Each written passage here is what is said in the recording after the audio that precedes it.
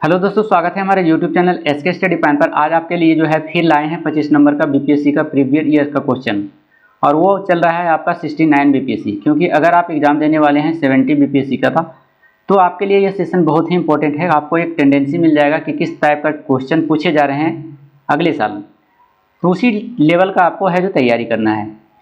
चलिए देख लीजिए, लेकिन उससे पहले बता दें कि अगर हमारे चैनल पे आप नए हैं तो कृपया करके हमारे चैनल को लाइक और सब्सक्राइब कर लीजिए, बेल आइकन को प्रेस कर लीजिए, ताकि जो भी वीडियो डालें वो सबसे पहले आपके पास पहुंच जाए और आप सबसे पहले देखें।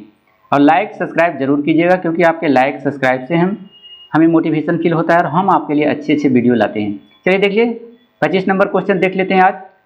इससे पहले 4 पार्ट में 25-25 कर करके पार्ट 1, पार्ट 2, पार्ट 3, पार्ट 4 आपका गया हुआ है। आज पार्ट 5 होगा। तो 25 नंबर का यहाँ से 101 से देख लेंगे। अगर इससे पहले वाले वीडियो नहीं देखे हैं तो हमारे प्ले लिस्ट में आपको मिल जाएगा, वहाँ से आप देख सकते हैं कि किस तरह के क्वेश्चन पूछे जा रहे हैं। देखिए, आज का क्वेश्चन है 101 नंबर में कहा जा रहा है कि कॉलेजियम प्रणाली के बारे में निम्नलिखित में से कथनों पर विचार कीजिए। पहला कथन आपका दिया हुआ है कि सुप्रीम कोर्ट कॉलेजियम एक 5 सदस्यीय निकाय है। क्या है? एक 5 सदस्यीय इकाई है, जिसकी अध्यक्षता भारत के मौजूदा मुख्य न्यायाधीश करते हैं, और उस समय इसमें से न्यायालय में कार्यरत 4 अन्य वरिष्ठतम न्यायाधीश भी शामिल होते हैं। बिल्कुल सही होता है। कॉलेजियम प्रणाली में जब किसी जज की नियुक्ति की जाती है तो उसमें से एक मेन जज रहता है, जिसको CJI कहते हैं, चीफ जस्टिस ऑफ इंडिया, और उसके साथ साथ 4 वरिष्ठतम न्यायाधीश शामिल होते हैं। तो ये तो स्टेटमेंट बिल्कुल आपका राइट है, ये सही है। चलिए, अगला आपका कहा गया है कि संसद ने विधि द्वारा कॉलेजियम प्रणाली का प्रारंभ किया था। विधि द्वारा प्रारंभ नहीं किया था, ये गलत दिया हुआ है। अगला है स्टेटमेंट आपका कि उच्चतम न्यायालय और उच्च न्यायालय के न्यायाधीशों की नियुक्ति कॉलेजियम प्रणाली के माध्यम से की जाती है। ये भी आपका स्टेटमेंट सही है, क्योंकि सुप्रीम कोर्ट और हाई कोर्ट के जज की नियुक्ति जो होता है कॉलेजियम प्रणाली से होता है। ये आपका स्टेटमेंट बिल्कुल राइट है। और 4 नंबर में आपसे कहा जा रहा है कि कॉलेजियम प्रणाली की शुरुआत वर्ष 1993 ईस्वी में न्यायाधीश PN भागवती के ऐतिहासिक फर्स्ट जज मामले की उपलब्धि में की गई थी, उपलक्ष्य में की गई थी। तो देखिए, कॉलेजियम प्रणाली की शुरुआत जो हुआ था 1993 ईस्वी में, ये बात सही है, लेकिन उस समय जो न्यायाधीश PN भागवती नहीं थे, गलत दिया हुआ था। उस समय जो थे वह LM शर्मा था, तो ये आपका गलत हो जाएगा। आपको यहाँ कह रहा है कि उपयुक्त में से कौन से कथन सही है। सही वाला आपका देख लीजिए कौन कौन आया था। सही 1 हुआ था और उसके बाद 3 हुआ, तो 1, 3 सही है। ऑप्शन नंबर कहाँ चला जाएगा? D चला जाएगा आपका। चलिए, दूसरा क्वेश्चन आपका लेके चलते हैं 102 नंबर में। 102 नंबर में कहा गया है इसमें कि भारतीय संविधान के संविधान में 42वें संविधान जो संशोधन हुआ था, फिर से पढ़ देते हैं आपको। भारतीय संविधान के 42वें संशोधन के संबंध में निम्नलिखित कथनों पर विचार कीजिए। पहला कथन आपका दिया हुआ है कि इसने प्रस्तावना में 3 शब्द जोड़े। कौन कौन?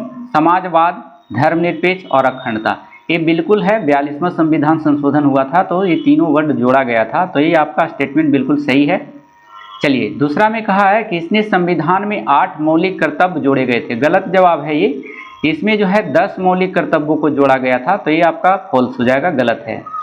कहता है कि इसने नए निदेशक सिद्धांत जोड़े गए, यानी अनुच्छेद 39 से, अनुच्छेद 43 से और अनुच्छेद 47 ये भी जोड़े गए थे। ये नहीं जोड़े गए थे, आपका ये भी स्टेटमेंट आपका गलत है। तो आपका कौन सही हो गया? 1 सही हो गया, बाकी 2 और 3 गलत है। आपका देखिए यहाँ पर कहाँ हो जाएगा, यहाँ पर देखते हैं ले जा करके क्या दिया हुआ है ऑप्शन में।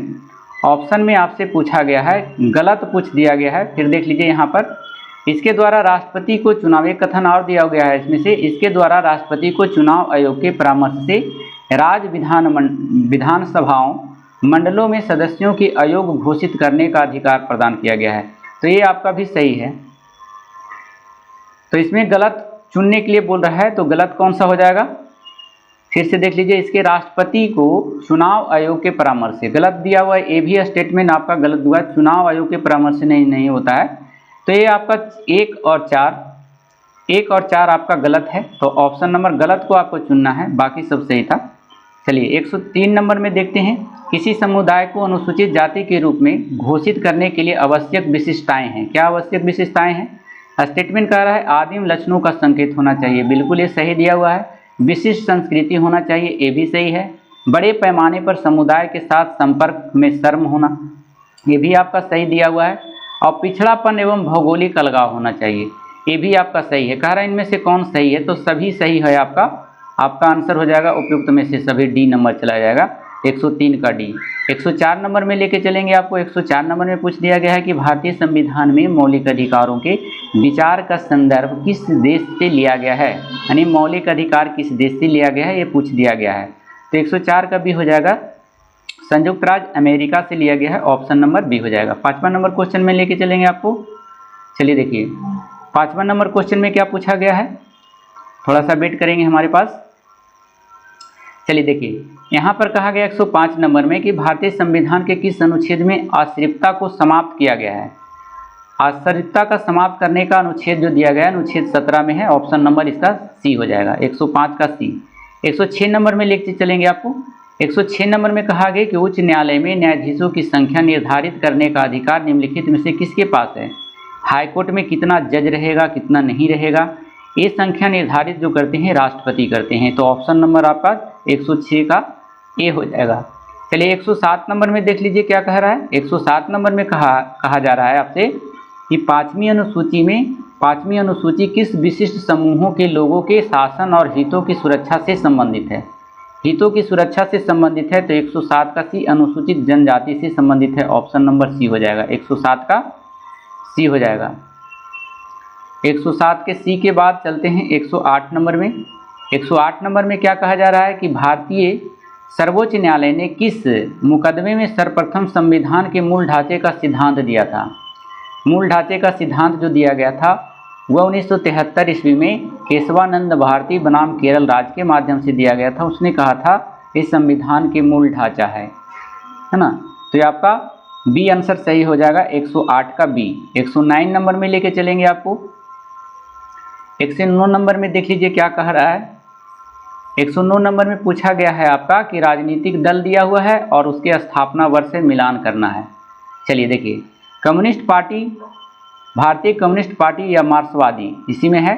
इसकी स्थापना जो हुआ था 1964 में हुआ था, ए का 1 हो जाएगा। उसके बाद भारतीय कम्युनिस्ट पार्टी की स्थापना जो हुआ था 1925 ईस्वी में हुआ था, 3 हो जाएगा बी का। बहुजन समाज पार्टी की स्थापना जो हुआ था 1984 ईस्वी में हुआ था। और ऑल इंडिया तृणमूल कांग्रेस की स्थापना जो हुआ था आपका 1998 में हुआ था। तो देख लीजिए पहला क्या हो जाए, 1 3 4 2, 1 3 4 2, ऑप्शन नंबर इसका ए सही है। सही उत्तर कह रहा है चुनने के लिए, तो ऑप्शन ए सही है आपका। चलिए 110 नंबर में देख लीजिए। 110 नंबर में आपसे पूछा गया है कि किन अनुच्छेद के अंतर्गत अध्यक्ष सदन के किसी भी सदस्य को उसकी मातृभाषा में बोलने की इजाज़त दे सकता है। मतलब सदन में जब चर्चा होती है तो इंडिया बहुलताओं का देश है, उसमें बहुत सारे क्षेत्र के लोग, बहुभाषी लोग पहुंचते हैं। तो एक अनुच्छेद बनाया गया है कि जो भाषा आपको आती है उसी भाषा में आप अपने वक्तव्य को रख सकते हैं, अभिव्यक्ति कर सकते हैं। तो यह जो भाषा है किस अनुच्छेद में है दिया गया है, तो ये अनुच्छेद 120 के 1 में दिया हुआ है, ऑप्शन नंबर सी हो जाएगा। 110 का आंसर सी हो जाएगा। आप अगर जाते हैं संसद, आप किसी भी भाषा को जानते हैं तो अपनी मातृभाषा में वहाँ पर अपना बात रख सकते हैं, ऐसा अनुच्छेद 120 के 1 में कहा गया है। चलिए अगला क्वेश्चन है आपका 111 नंबर में लेके चलेंगे आपको। 111 नंबर में देख लीजिए क्या कह रहा है। 111 नंबर में आपसे पूछा गया है, 111 नंबर में पूछा गया है कि आरबीआई के विदेश मुद्रा भंडार FERB निम्नलिखित में से कौन से शामिल है। तो 111 का देख लीजिए क्या है। 111 में कह रहा है पहला स्टेटमेंट दिया हुआ है कि विदेशी मुद्रा परिसंपत्तियां, यह जो है विदेशी मुद्रा भंडार में शामिल है, बिल्कुल शामिल है। SCA जो है शामिल है, सोना भी है जो विदेशी मुद्रा भंडार में शामिल है। SDR भी शामिल है जिसे विशेष आरोहण अधिकार भी कहा जाता है। आरक्षित किस्त स्थिति ये भी शामिल है। तो अभी चारों स्टेटमेंट आपका सही है। इसमें आपको पूछ रहा है कि उत्तर दीजिए, सही उत्तर चुनिए। तो सही उत्तर सभी आपका सही है, तो आपका आंसर हो जाएगा डी, ऑप्शन नंबर उपयुक्त में से सभी हो जाएगा। 12 नंबर क्वेश्चन में देख लीजिए। 12 नंबर में क्या कहा जा रहा है। 12 नंबर में आपसे कहा जा रहा है आपसे कि उत्पत्ति के नियम के बारे में निम्नलिखित में से कथनों पर विचार कीजिए। उत्पत्ति का नियम पूछ दिया है। उत्पत्ति के नियम क्या है। पहला स्टेटमेंट दिया गया है आपका कि उत्पत्ति के नियम किसी उत्पाद के राष्ट्रीय स्रोत को निर्धारित करने के लिए आवश्यक मापदंड है। ये बिल्कुल सही है। दूसरा में कहा रहा है उत्पत्ति के नियम कस्टम एजेंसियों को यह जानने में मदद करते हैं कि किसी दिए गए उत्पाद पर कौन से नियम और कौन से शुल्क लागू होंगे। ये भी आपका सही है। उनका उपयोग व्यापार सांख्यिकी के प्रयोजन के लिए किया जाता है। ये भी आपका सही है। और 4 में है उनका महत्व इस तथ्य को प्रमाणित होता है कि कई मामलों में कर और प्रतिबंध आयातों के स्रोतों पर निर्भर करते हैं। तो ये भी आपका सही है। और इसमें कह रहा है उपयुक्त में से कौन सा कथन सही है। तो सही आपका सभी हो जाएगा, ऑप्शन नंबर डी चला जाएगा। तो देख लीजिए 112 का जो आंसर डी हो जाएगा। 113 नंबर में लेके चलेंगे आपको, हमारे साथ जुड़े रहिएगा। चलिए देखिए 113 नंबर में क्या कहा जा रहा है। 113 नंबर में आपसे पूछा गया है कि शिशु मृत्यु दर के बारे में निम्नलिखित कथनों पर विचार कीजिए। चलिए कथन दिया हुआ है 113 नंबर में। 113 नंबर में आपसे कहा जा रहा है, साथ में यहाँ पर देखना है सही पूछ रहा है। यहाँ पर क्या पूछ रहा है, सही। चलिए देख लीजिए एक सही उपयुक्त में से कौन सा सही है। कभी कभी है जो नीचे में गलत दे देता है, उसके बाद आंसर गलत हम लोग मार देते हैं, तो इसलिए यहाँ पर देख लिया गया है। चलिए देख लीजिए, कह रहा है इसमें कि शिशु को जन्म से लेकर ठीक 1 वर्ष की आयु के बीच मृत्यु की संभावना है जो प्रति 10,000 जीवित जन्मों पर व्यक्त की जाती है। देखिए शिशु मृत्यु दर जो होता है 1000 पर होता है, 10,000 पर नहीं होता है। तो ये तो स्टेटमेंट पूरा का पूरा गलत दिया हुआ है। और 1 वर्ष के लिए नहीं होता है, जितनी जनसंख्या होती है ना 1000 पर जन्म लेने वालों में जितनी मृत्यु होती है वो होता है शिशु मृत्यु दर। यहाँ 10,000 दिया हुआ है जो आपका गलत दिया हुआ है। चलिए दूसरा क्वेश्चन आपका कहा जा रहा है कि 1950 में शिशु मृत्यु दर जो था 189.6 थी। ये बिल्कुल सही कहा गया है।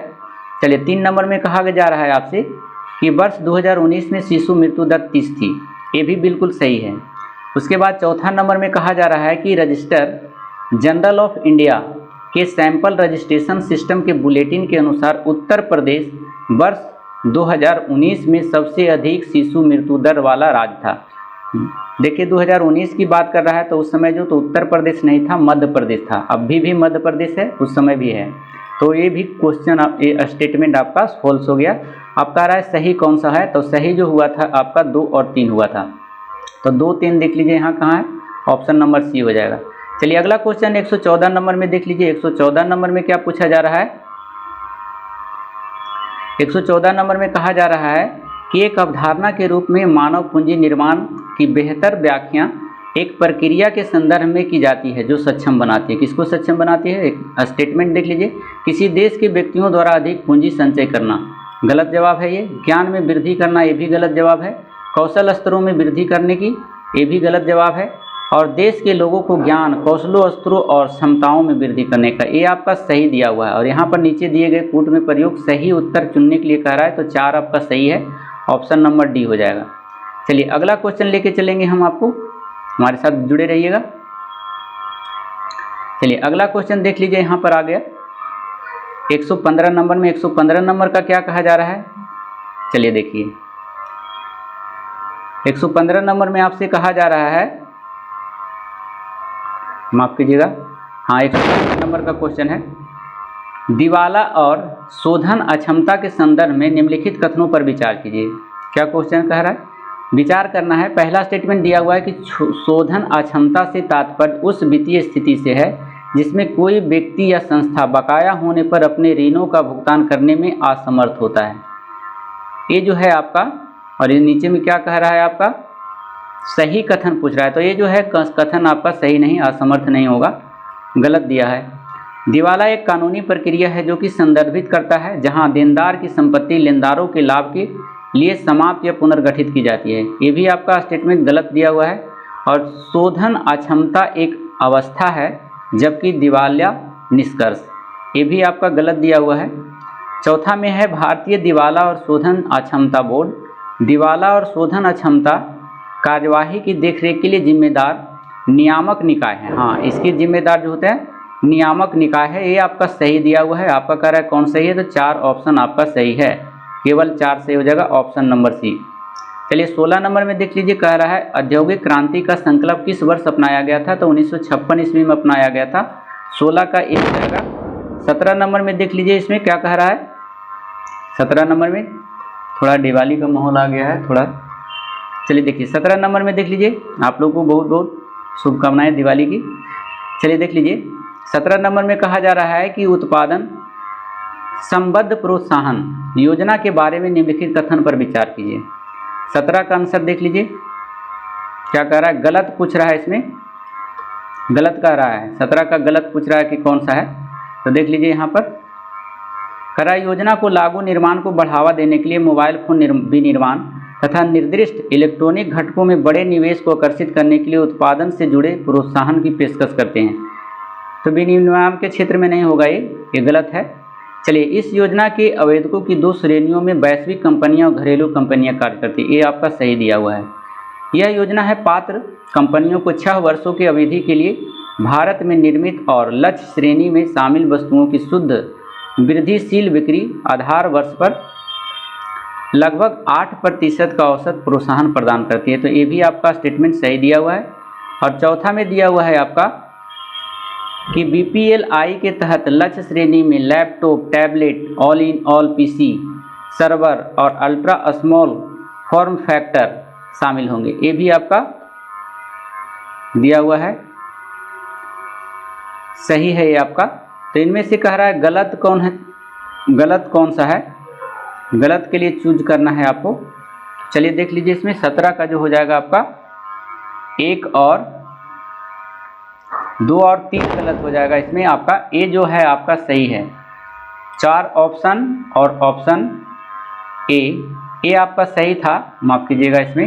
इसमें जो आपका गलत हो जाएगा घरेलू और कंपनियां, ए और 2 और 3 आपका गलत था। तो 2, 3 आपका गलत हो जाएगा। यहाँ पर आपका गलत चुनने के लिए बोल रहा था, जबकि पहले हम बताए थे ऐसा क्वेश्चन में गलती की संभावना बढ़ जाती है। तो यहाँ पर आपका हो जाएगा डी आंसर हो जाएगा, 2 और 3 हो जाएगा।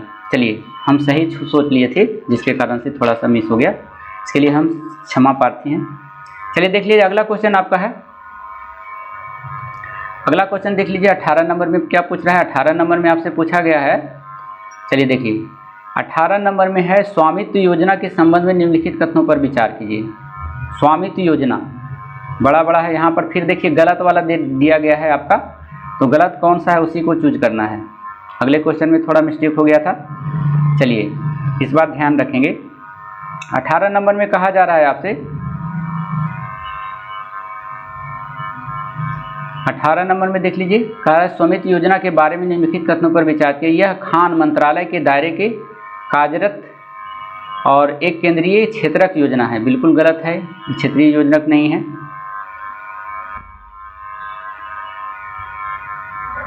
चलिए गलत हो गया। उसके बाद देख लीजिए 2 कह रहा है कि यह योजना CORS नेटवर्क की तरह जियो पोजिशनिंग इंफ्रास्ट्रक्चर को 5 सेंटीमीटर तक की सटीकता प्रदान करने के योग मानक बनाने का प्रयास कर रही है, ये आपका सही दिया हुआ है। चलिए अगला क्वेश्चन है आपका कि CORS का मतलब होता है क्रॉस ओरिजिनल रिसोर्स शेयरिंग, ये भी आपका सही दिया हुआ है।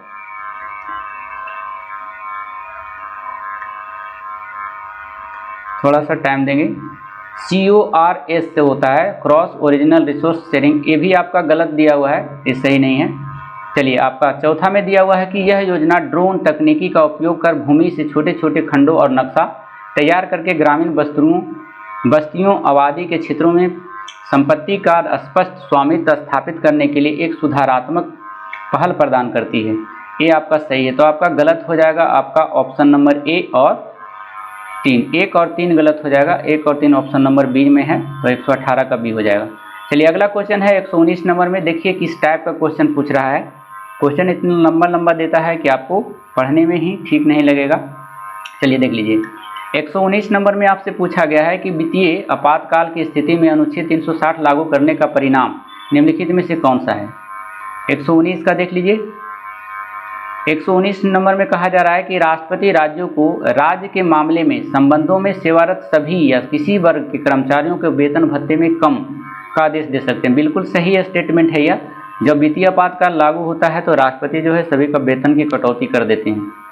2 में कह रहा है कि राज्य विधानमंडल द्वारा पारित धन विधेयक या वित्तीय विधेयक को राष्ट्रपति के विचारार्थ आरक्षित रखने की आवश्यकता नहीं होती है।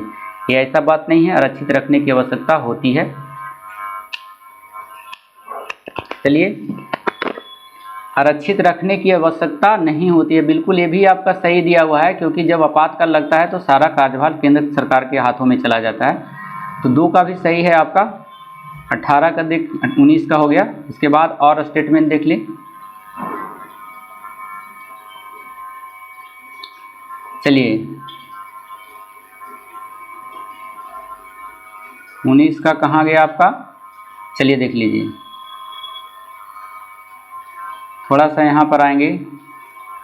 ये वाला जो स्टेटमेंट था यहाँ पर, राज्य विधानमंडल द्वारा पारित धन विधेयक या अन्य वित्तीय विधेयक को राष्ट्रपति के विचार आरक्षित रखने की आवश्यकता नहीं है। देखिए, धन विधेयक आरक्षित रखने की आवश्यकता पड़ती है, लेकिन कह रहा है नहीं है, तो इसलिए गलत है ये भी। चलिए अगला है क्वेश्चन आपका, तीसरा स्टेटमेंट देख लेते क्या है। स्टेटमेंट थोड़ा सा इधर उधर हो जाता है। राष्ट्रपति उच्चतम न्यायालय और उच्च न्यायालय के जजों के साथ संघ मामलों के संबंध में सेवारत सभी या किसी वर्ग के कर्मचारियों को वेतन भत्ते कम करने का आदेश दे सकते हैं। बिल्कुल सही अभी बताएं, किसी को भी वेतन है जो कम किया जा सकता है वित्तीय अपराध में, तो ये भी स्टेटमेंट आपका सही है। चौथा कह रहा है कि राज्य विधानमंडल द्वारा पारित होने के बाद धन विधेयक या वित्तीय विधेयक को राष्ट्रपति के विचारार्थ आरक्षित रखी जाएगी, तो ये भी आपका सही दिया हुआ है। तो सही का प्रयोग करने के लिए बोला है, तो 1, 3, 4 हो जाएगा, ऑप्शन नंबर ए हो जाएगा, 19 का ए। चलिए 20 नंबर में देख लीजिए। 20 नंबर में क्या कहा जा रहा है। 20 नंबर में आपसे पूछा जा रहा है कि निम्नलिखित में से कौन से कारक संभावित रूप से भारतीय अर्थव्यवस्था में मुद्रा जनित मंदी में योगदान कर सकते हैं। तो 120 का देख लीजिए क्या हो जाएगा। यहाँ से देखें, स्टेटमेंट से भरा हुआ है। यहाँ पर क्या कह रहा है, सही उत्तर का चूज करें, सही उत्तर पहचानना है। यहाँ पर देखिए, सरकारी खर्च में वृद्धि के कारण उच्च मुद्रास्फीति का दबाव होता है। बिल्कुल सही स्टेटमेंट दिया गया है। इसमें है औद्योगिक उत्पादन में गिरावट और आर्थिक विकास में सुस्ती, ये भी आपका सही है। कुल मांग और उपभोक्ता में खर्च में कमी, ये भी आपका सही है। और घरेलू मुद्रा की वृद्धि के कारण निर्यात प्रतिस्पर्धा में कमी होती, ये भी आपका सही है। तो चारों ऑप्शन आपका सही है। ऑप्शन नंबर आपका डी हो जाएगा। चलिए 121 का डी। 122 का देख लीजिए क्या कह रहा है। 122 नंबर क्वेश्चन में देखेंगे हम। 122 नंबर में क्या कहा गया है। 122 नंबर, चलिए 121 का तो हो ही गया, थोड़ा सा टाइम दीजिएगा हमारे पास, इधर उधर हो गया है। चलिए देख लीजिए यहाँ से कौन क्वेश्चन था। चलिए यहाँ पर था ना, थोड़ा सा टाइम दीजिएगा। एक क्वेश्चन आपका था 120, 121 नंबर में ठीक चल रहा था आपका। 121 नंबर में देख लीजिए क्या है। चलिए देखिए, 121 नंबर में आपसे पूछा गया है कि आर्थिक सर्वेक्षण 2023 के अनुसार निम्नलिखित में से कौन से कथन भारत के प्रत्यक्ष विदेशी निवेश की प्रवृत्ति का वर्णन करते हैं। देखिए, निजी क्षेत्र में कम भागीदारी के कारण इनमें कमी आई है। बिल्कुल ये गलत दिया हुआ है, ऐसा नहीं था। महामारी से पहले स्तर की तुलना में जो वृद्धि हुई, ये भी वृद्धि नहीं हुआ था। टेलीकॉम सेक्टर में पूरी तरह से सुधार होने के बाद किसी भी वित्तीय वर्ष में बिना घाटे इसमें तेजी से बढ़ोतरी हुई, ये भी आपका स्टेटमेंट फॉल्स है। कमजोर वैश्विक आर्थिक स्थिति के कारण इसमें कमी आई है, तो ये आपका स्टेटमेंट सही है। ऑप्शन नंबर आपका डी चला जाएगा। 121 का डी हो जाएगा। 22 में देखिए, 22 में कहा जा रहा है आपका कि बिहार के गया जिले की वर्तमान जनसंख्या कितनी है। देखिए, ये क्वेश्चन को आयोग के द्वारा है जो डिलीट कर दिया गया था, लेकिन आप लोग गया जिले की बात कर रहे हैं तो गया जिले में जान लीजिए, गया जिला की वर्तमान जनसंख्या जो है आपका 43,21,418 है। फिर से सुन लीजिए, 43,21,418, 43,21,418 इतना जनसंख्या जो गया जिले का है। अगर इसकी घनत्व की बात करें तो जनसंख्या घनत्व जो है 880 है गया जिले का, तो ये भी याद रखेंगे। हो सके कि 17वीं बीपीएससी में आपको पूछ लिया जाए। चलिए देखिए, 122 का इनमें से कोई नहीं हो जाएगा, ये डिलीट कर दिया गया था आयोग के द्वारा। चलिए 23 नंबर क्वेश्चन में देखें। 23 नंबर क्वेश्चन में आपसे पूछा गया है, आपसे 23 नंबर में कहा गया है कि केंद्र सरकार गैर योजना के बारे में निम्नलिखित में से कौन सा कथन सही है। सही है, इसमें ब्याज भुगतान पर होता है। व्यय जो होता है ब्याज भुगतान पर होता है। ऑप्शन नंबर ए हो जाएगा। 127 का ए हो जाएगा। 124 नंबर में लेके चलेंगे आपको। चलिए यहाँ पर देखिए 124 नंबर में क्या कहा जा रहा है। चलिए 124 नंबर में आपसे पूछा गया है कि वैश्वीकरण और भारत पर इसके प्रभाव के बारे में निम्नलिखित कथन में से कौन सा सत्य नहीं है। सत्य नहीं है के बारे में पूछ रहा है, तो देख लीजिए यहाँ पर। चलिए यहाँ पर आपका है, इसने वस्तुओं और सेवाओं का व्यापार का विस्तार किया, ये बिल्कुल सही है, वैश्वीकरण में जो होता है। इससे प्रत्यक्ष विदेशी निवेश का प्रभाव बढ़ा है, ये भी आपका सही है। उसके बाद कह रहा है निर्यात में वृद्धि और आयात में वृद्धि से अधिक हुआ है, ये गलत दिया हुआ है आपका, ऑप्शन नंबर सी हो जाएगा। ऑप्शन नंबर जो है गलत का ही पूछ रहा था ना, तो गलत आपका जो आंसर हो जाएगा ये सी हो जाएगा। चलिए 125 नंबर में अंतिम क्वेश्चन देखिए, संघ सरकार के वित्त में नवीनतम विकास के बारे में निम्नलिखित कथनों पर विचार कीजिए। तो 125 नंबर में देख लीजिए क्या है आंसर, स्टेटमेंट से रिलेटेड है। इसमें कहा जा रहा है आपको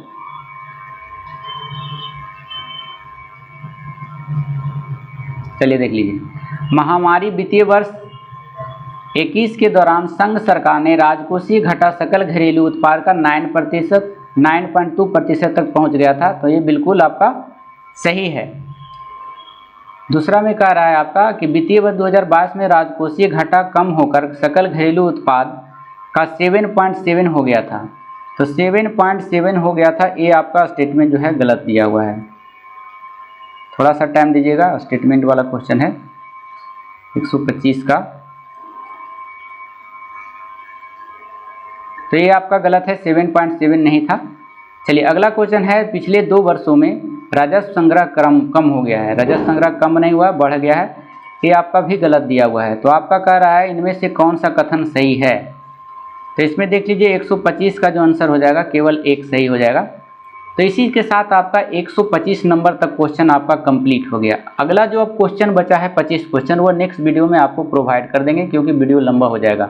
हम 25-25 क्वेश्चन करके आपको प्रीवियस क्वेश्चन करवाते हैं, क्योंकि बीपीएससी का एग्जाम देखें तो अभी तुरंत लेने वाला है अगला महीना में, तो आप देख लेंगे कि कैसा टेंडेंसी रही है पूछने बीपीएससी का। लेकिन अंत में हम बताना चाहते हैं कि अगर हमारे चैनल पे आप नए हैं तो कृपया करके हमारे चैनल को लाइक और सब्सक्राइब कर लीजिए और बेल आइकन को प्रेस कर लीजिए, ताकि जो भी वीडियो डालें वो सबसे पहले आपके पास पहुँच जाए। तो फिर मिलते हैं अगले वीडियो में, जब तक के लिए धन्यवाद। Thank you so much, thank you for watching.